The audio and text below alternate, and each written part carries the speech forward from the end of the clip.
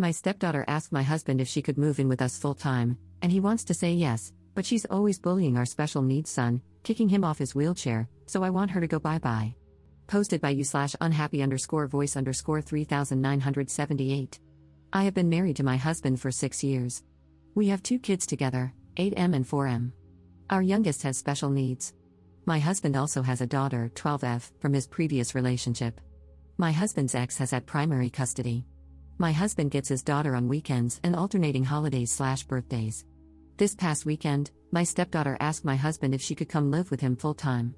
Her mom recently moved in with her fiancé and his kids, and there has been some friction with that from what I understand. Nothing nefarious, just a new house, new rules, having to share a bedroom, etc. My husband didn't give her an answer either way, he said he would look into it. When he and I were discussing it, I had the following objections. 1. My stepdaughter and our kids do not get along. It is something we have worked on for years, in and out of therapy, and it just isn't happening. My stepdaughter resents mine for existing and is cruel toward my youngest because of their disabilities. There have been issues with her bullying. My oldest is very protective of his little brother and hates my stepdaughter for being mean to him. He has started physical altercations with her over it.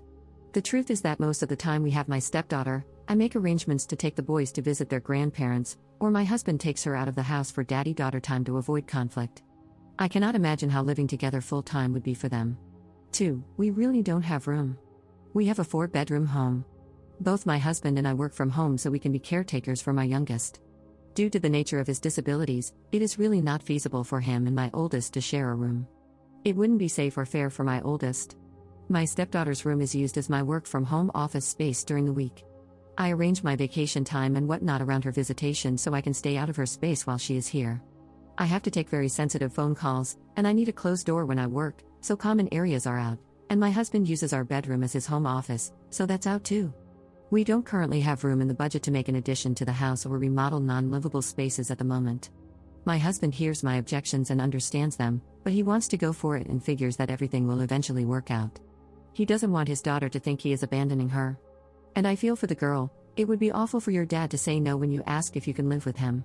But I have my own kids to think about too, and I just do not believe that her living here is in their best interest at all, considering their history and our current living arrangements.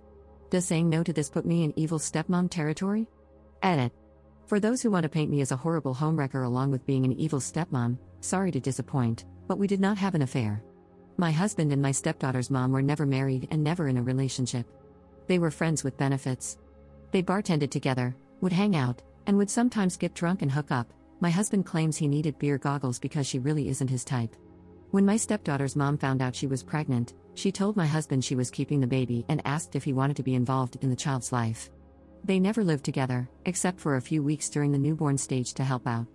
Yes, I had my first child before I married my husband. We were in a long-term relationship when I had a birth control malfunction. My husband and I discussed what we wanted to do, and we both decided we wanted to raise the child. A few days later, my husband proposed.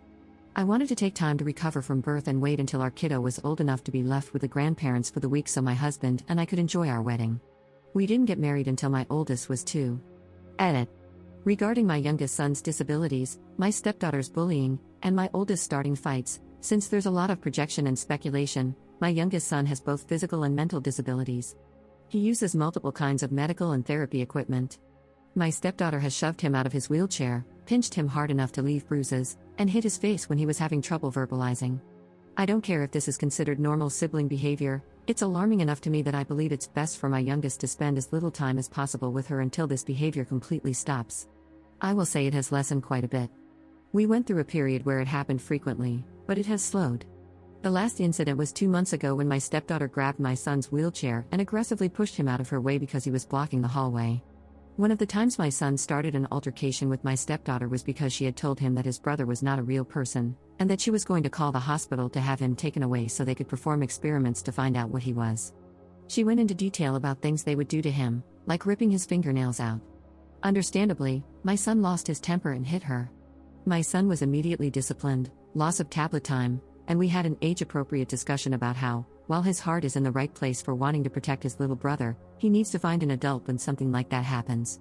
This was not made up. My stepdaughter admitted she said it when my husband was able to sit her down and talk with her later that day. I am not allowed to discipline or have parenting talks with my stepdaughter per her mom's wishes. I'm not welcome to be a part of my stepdaughter's therapy journey, mostly due to her mom's wishes.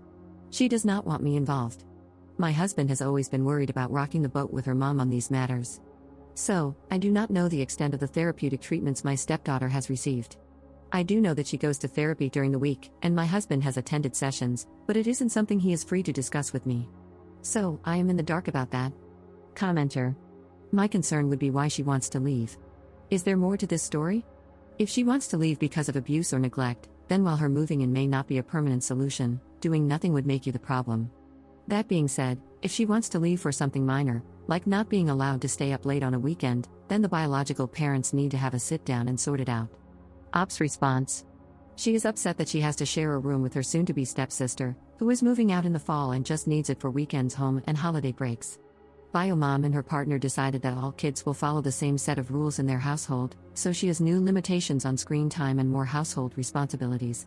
Nothing nefarious like abuse or neglect. Update 6 days later.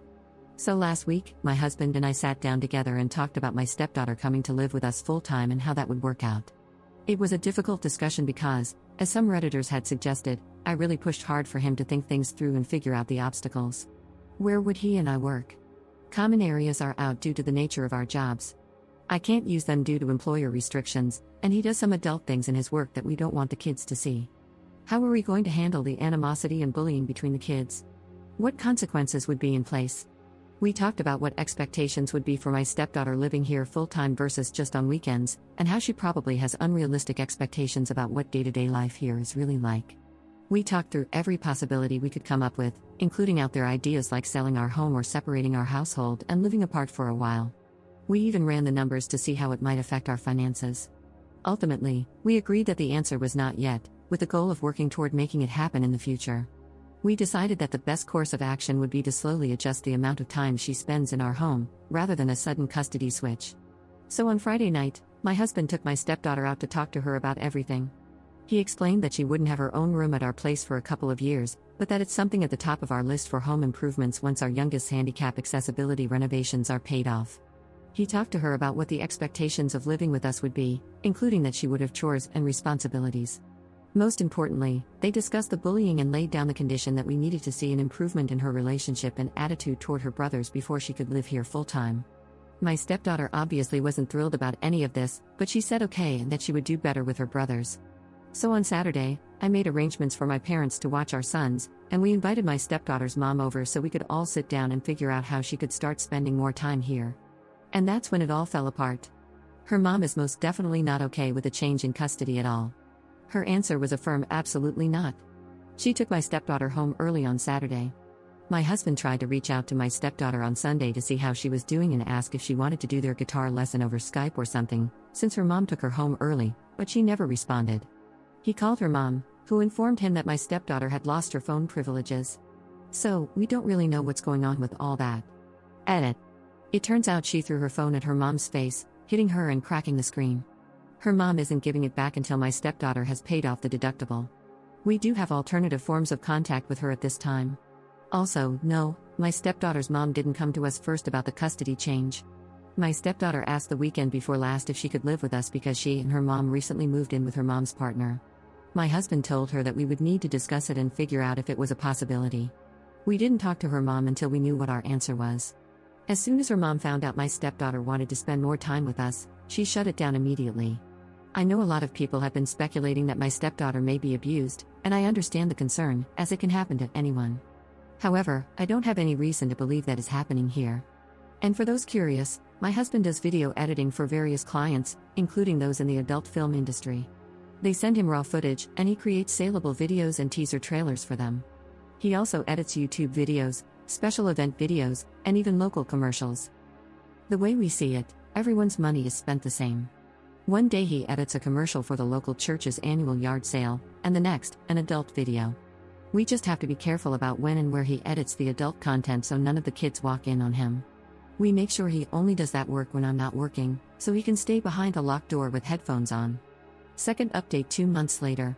My husband has a daughter from before our relationship, and we also have 2 children of our own, one of whom is severely disabled. He and his daughter's biological mom never had a formal custody arrangement, but due to some recent drama and changes, it became clear that we needed to get something formal and court-ordered in place. So we consulted an attorney. During that process, we discovered that my husband wasn't listed on the birth certificate. We had paternity testing done. My husband is not the biological father. He is absolutely devastated. He's spiraling, hurting so much, and I can't do anything to take his pain away. We've hugged and cried together so many times this week. He's not okay. He's flip-flopping between despair and the anger scares me.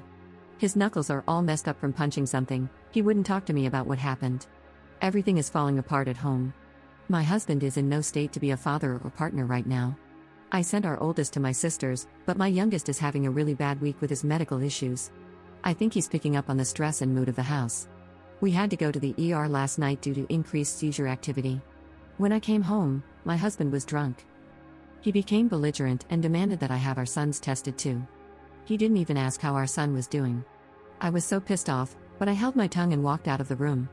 I left a few Gatorades and some aspirin next to him after he passed out. I'm trying to get him in to see a therapist, but no luck so far. We haven't told my stepdaughter or her mom yet. We've already skipped one of our regularly scheduled visitations with her, and another is coming up soon. So that needs to be dealt with ASAP. I just don't know what to do. I'm so afraid right now. I don't know how much longer I can hold things together. I want off this ride. Third update 2 months later. I had a couple of people asking if I would update and let you all know how my husband is doing now that we're a couple of months out from our D-Day. Some things are better, and others are a hell of a lot worse. Not long after I posted, my husband and I had the biggest, most full-blown, drawn-out fight of our entire relationship. I honestly can't even tell you how it started. It was one of those little things that just triggered everything, and all the stress, anger, resentment, and other negative emotions we've been feeling were completely taken out on each other. Afterward, I took the kids and left. I refused to come home until my husband got his head out of his rear and talked to someone about all of this. The silver lining to the blowout was that it did spur my husband on to start dealing with everything. He has seen his doctor, been prescribed medication, and has been looking for a therapist. He did a session with one but didn't particularly click with them. He's going to pursue others as our finances allow. My husband and I discussed his drunken demand for paternity testing. I was able to express how hurtful that was to me. He fully apologized and has decided he does not need to have our sons tested right now. We've discussed options for what we'll do if doubt continues to linger on his part, but for now, no testing is being done. We're both trying our best to show each other grace on this matter. The hell of a lot worse part is what's going on with my stepdaughter. My husband had to take a few weeks without visitation to get his emotions under control. Then we had our typical weekend visit. We haven't told my stepdaughter or her mom about the test results yet, as we're still considering our options for the next move. My husband ultimately decided that he still wanted a relationship with his daughter and still wanted to pursue legal custody. The attorney we consulted suggested that, given our state's laws and the established parental relationship, we should have a claim and could likely get court-ordered partial custody, but it would be a more complicated legal case. That was all fine, but my husband, in a very boneheaded move, didn't play his cards close enough to his chest with his daughter's mom. Several weeks ago, they had a verbal altercation. Since then, we have not been able to get in contact with her, her fiancé, or my stepdaughter. We contacted the police, but they told us this was a civil matter and that we needed to go through the courts, so no help there.